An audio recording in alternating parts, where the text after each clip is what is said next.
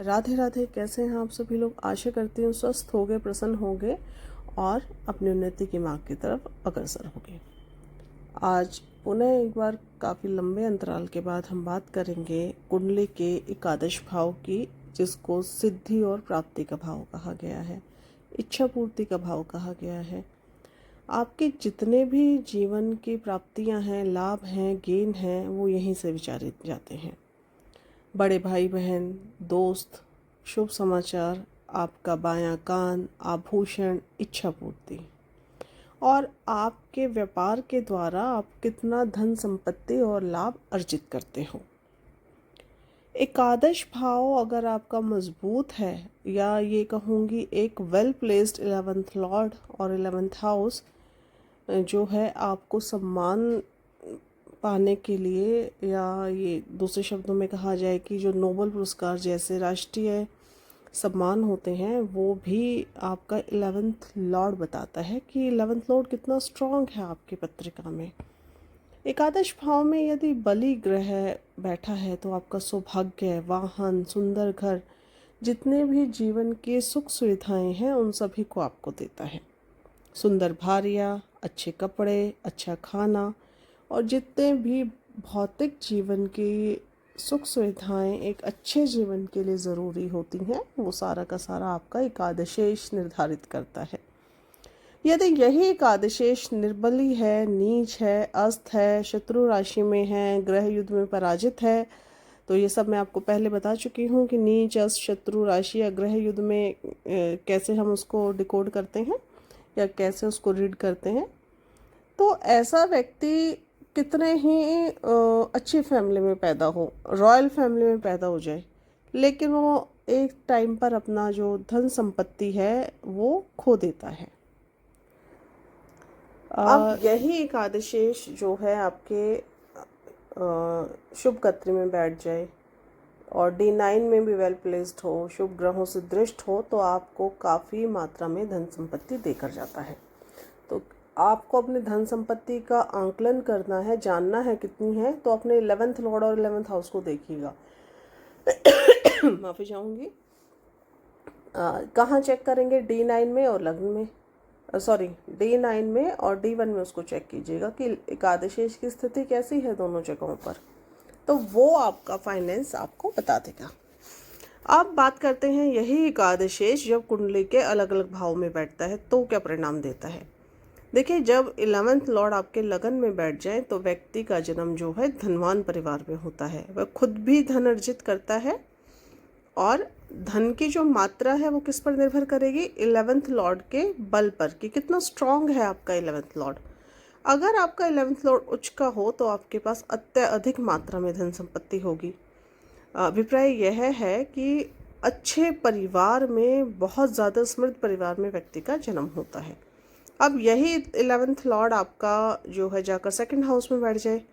अब पराशर जी के अनुसार द्वितीयेश क्या है? द्वितीयेश के साथ द्वितीय भाव में अगर 11th लॉर्ड बैठ जाए, वो आपका संचित धन है, द्वितीय कुटुंब है आपका, तो भी प्रचुर मात्रा में धन संपत्ति आपके पास होगी। या एकादशेश द्वितीयेश को देखें कहीं से, या द्वितीय भाव को देखें, जातक अपने बड़े भाइयों के साथ रहता है और जितने भी वित्तीय संस्थान हैं, व्यापारिक संस्थानों से जो है वो धन कमाता है।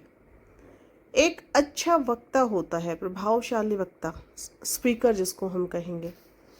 द्वितीय भाव में शुभ ग्रह अच्छा परिणाम देते हैं और अशुभ ग्रह हमेशा हानि देते हैं।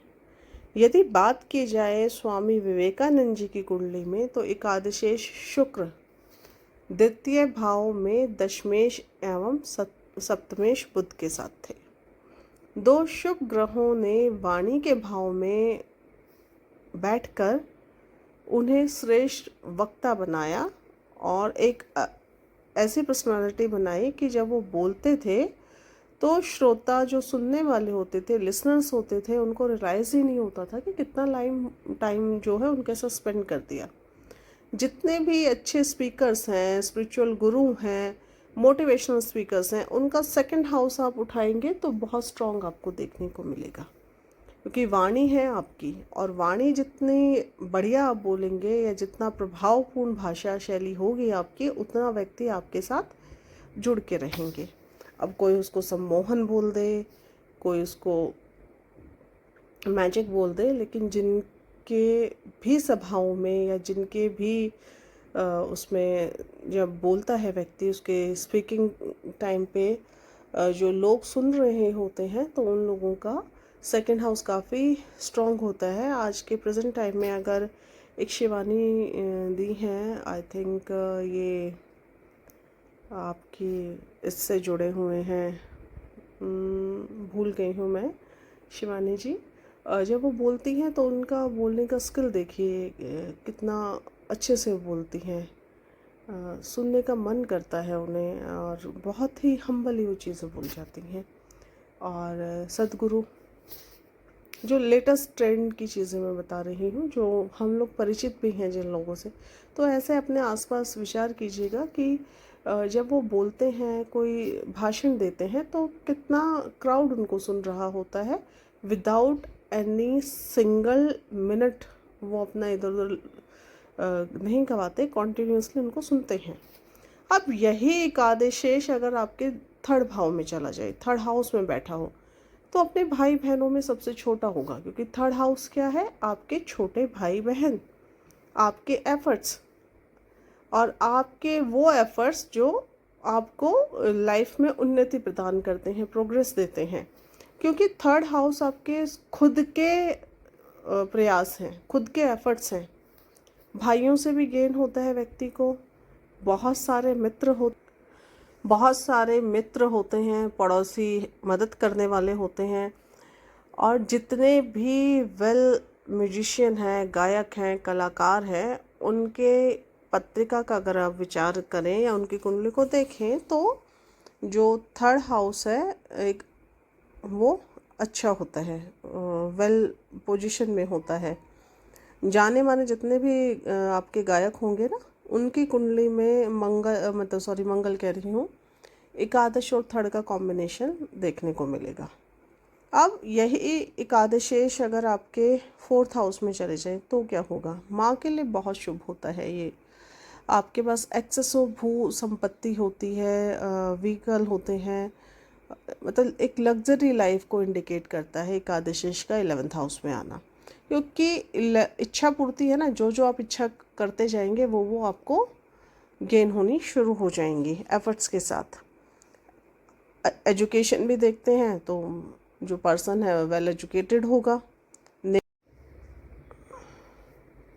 नेम फेम के साथ उसके पास सारी जो लग्जरी की चीज़ें हैं, जो लग्जरी लाइफ है, धन संपत्ति सभी होगी। देखिए फोर्थ हाउस आपके सुख का भाव है, और अष्टम भाव जो है आयु का, 11th हाउस आपके अष्टम भाव से चौथा भाव है। अगर हम 8वें घर से 11th तक पहुंचेंगे तो चौथा घर हो जाएगा। एकादशेष और चतुर्थ का संबंध जीवन की अच्छी चीज़ों के जो भोग है या उसका आनंद है, उसके लिए अच्छा कहा गया है। अब यही 11th लॉर्ड पंचम भाव में चला जाए तो अच्छी संतान होगी, विद्या के लिए जाना पहचाना जाएगा, एजुकेशन के लिए उसको इंट्यूशन की जो पावर है वो उसकी काफ़ी स्ट्रांग होती है। मतलब पूर्व अनुमान लगा लेना किसी चीज़ का, इंट्यूशन इन द सेंस कि आप किसी चीज़ का पूर्व में ही अनुमान लगा लोगे। अत्यधिक धन संपत्ति, क्योंकि पंचम में बैठ के खुद के घर को देखेगा। तो मैंने एक रूल बताया था कि जो जो भाव का स्वामी अपने भाव को दृष्ट करेगा उसको मजबूत बना देगा। पीड़ित हुआ तो जातक को ज्वारी बना देता है। अब एकादशेष अगर छठे घर में जाए तो निजी अस्पतालों से धन संपत्ति, मुकदमेबाजी से, मामा और चचेरे फुफेरे जो मेरे भाई बहन हैं वो काफ़ी रहेंगे। कठिन परिश्रम और शत्रुओं पर विजय या उनको वश में करके लाभ। छठा घर क्या है आपका, रोग ऋण शत्रु, और एकादशेष वहाँ आ गया तो उन पर ही उनको ही मतलब डोमिनेट करके या किसी न प्रकार किसी तरीके से वहाँ से उसको गेन होगा। या सर्विस का घर है तो सर्विस के थ्रू, आप पालतू जानवर वहाँ से देखते हैं तो पालतू जानवरों के थ्रू गेन आपको। तो इस प्रकार से जो कुंडली है उसका भी फलित किया जाता है। एक और चीज़ यहाँ बताना चाहूँगी कि श्रीमती इंदिरा गांधी जी की पत्रिका में जो है 11th लॉर्ड आकर आपके छठे घर में ही बैठे थे। लेकिन यदि यही 11th लॉर्ड वहाँ पीड़ित स्थिति में हो तो क्या होगा? तो हानि, जातक को असामाजिक कार्य जो करेगा उसमें वो लिप्त रहेगा या उसको डिफेम कहीं ना कहीं से डिफेम कराता है, सोशली उसको डिसरिस्पेक्ट होना पड़ जाता है अपनी किसी न किसी एक्टिविटी के थ्रू।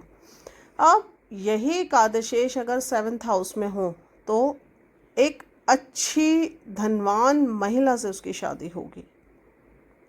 उसकी जो पत्नी है वो प्रभावशाली व्यक्तित्व की होगी, ऐश्वर्यवान, ऐश्वर्य मतलब काफ़ी सारा उसके पास धन संपत्ति होगा। सामाजिक और निर्धनों को दान देने के कार्यों में वो दान करने वाली महिला मिलेगी आपको, प्रचुर मात्रा में जो दान देते हैं। इस प्रकार का ये कॉम्बिनेशन है। ऐसे बहुत सारे व्यक्ति हैं जो विदेशों में जाकर धनवान महिलाओं से विवाह करते हैं और वहीं उनको अच्छा जीवन या संपत्ति मिलती है। लेकिन सप्तम भाव में आपके एकादशेष यदि पीड़ित हों तो संदिग्ध, जिन डाउटफुल जो चरित्र वाली महिलाएं हैं उनके साथ आपके असामाजिक रिश्तों को भी इंडिकेट करता है। विदेश क्यों कहा मैंने यहाँ? क्योंकि हम सप्तम भाव से भी विदेश यात्राओं का विचार करते हैं। ऐश्वर्यवान महिला मतलब जिसके पास बहुत सारा धन संपत्ति हो, इस प्रकार की पर्सनालिटी जो होती हैं। अब यही एकादशेष अगर आपका 8th हाउस में चला जाए तो आपको उत्तराधिकार और जिनसे आपको उम्मीद ही नहीं है वहाँ से गेन करा देगा। पीड़ित हुआ तो प्राकृतिक रूप से जो नेचुरल डिजास्टर है या नेचुरल कोई प्रॉब्लम, प्रकृति से जो समस्याएं हो सकती हैं हमें, उनसे हानि, चोरों और धोखेबाजों से हानि। तो इस प्रकार का जो है आपको फल यहाँ प्राप्त होगा। अब यही 11th लॉर्ड आपके 9th हाउस में आ जाए तो धनवान, भाग्यवान, पिता की जो संपत्ति है वहाँ से भी आपको गेन होगा, सुख सुविधाएँ होंगी, आप बहुत स्पिरिचुअल पर्सनालिटी होगे, दयालु होगे। और वही अगर नेगेटिव इन्फ्लुएंस में हो, मैलेफिक में हो, पाप कतरी में हो तो सारा उल्टा रिजल्ट आपको देखने को मिलेगा। अब यही एकादशी दशम में आ गए तो आपके प्रोफेशन के लिए बहुत अच्छा, व्यापार के लिए बहुत अच्छा, नाम, पद, प्रतिष्ठा, पद सब कुछ मिलेगा, दूसरों की सहायता करेंगे आप। और यही 11th लॉर्ड 11th में ही बैठा हो, धनवान, प्रसन्न, बहुत सारे फ्रेंड और बड़े भाइयों से आपको हमेशा सहायता मिलेगी और फैमिली की ब्लेसिंग आपको मिलती रहेंगी। अब 12th हाउस में चला जाए एकादशेष तो क्या होगा? एकादशेष और द्वादशेष एक साथ हो तो आपको अच्छा रिजल्ट देते हैं। एकादशेष का द्वादश भाव में जाना कई तरीके के फल देखने को मिलते हैं। आपराधिक प्रवृत्ति का जो व्यक्ति जो है जातक के विरुद्ध जो है, या मैं बोलूँगी थोड़ा वो आपराधिक प्रवृत्ति का होगा या उसके विरुद्ध जो है आपराधिक कार्यवाही होगी। बड़ा भाई या बहन विदेश में हो सकता है, आयात निर्यात से उसको गेन हो सकता है फॉरेन से। बड़ा भाई के हेल्थ में कुछ इश्यू हो सकते हैं क्योंकि 12वां घर जो है आपके व्यय का घर होता है और 11th आपकी इच्छा पूर्ति है। अगर उसको 12th में बिठा दें 11th लॉर्ड को तो क्या होगा? व्यय हुआ, बड़े भाई का व्यय हुआ, डिफेम या आपके ऊपर जो है कुछ कोर्ट कचहरी, अस्पताल के खर्चों जैसे चीज़ों में आपका धन व्यय होगा। लेकिन मॉडर्न टर्म्स में अगर इसको हम काउंट करें तो एक 12वें भाव से हम विदेश यात्राओं का विचार करते हैं। तो एकादशेष जब 12वें भाव में जाके बैठेगा तो आपको विदेश से गेन भी दर्शाता है, अस्पतालों से भी गेन दर्शाता है। तो इस तरीके से हम यहाँ इसका फलित करेंगे। अब बात करते हैं कि धन संपत्ति के योग क्या होते हैं। देखिए, लग्नेश, तृतीयेश और एकादशेष अगर बली है तो ये बहुत अच्छा कॉम्बिनेशन है धन संपत्ति के लिए। लग्नेश एवं एकादशेष, द्वितीयेश और एकादशेष में अगर राशि परिवर्तन हो तो ये भी बहुत अच्छा कॉम्बिनेशन है धन संपत्ति के लिए। 9th लॉर्ड, 11th लॉर्ड और 2nd लॉर्ड की अगर युति हो जाए तो ये भी अच्छा योग है धन संपत्ति के लिए। 11th लॉर्ड आपके केंद्र या त्रिकोण में वेल प्लेस्ड हो, बली हो, अशुभ ग्रह एकादश भाव में हो तो ये भी बढ़िया कॉम्बिनेशन माना गया है। तो इस प्रकार हम अपनी धन संपत्ति का कुंडली से थोड़ा बहुत फलित कर सकते हैं। अन्य इसी प्रकार की जानकारी जानने के लिए यदि आपको हमारा वीडियो पसंद आए, चैनल को लाइक कीजिए, सब्सक्राइब कीजिए, और कुछ विशेष आपको जानना हो तो आप कमेंट सेक्शन में जाकर हमें कमेंट भी कर सकते हैं, मैसेज दे सकते हैं। हमसे जुड़ने के लिए, जुड़े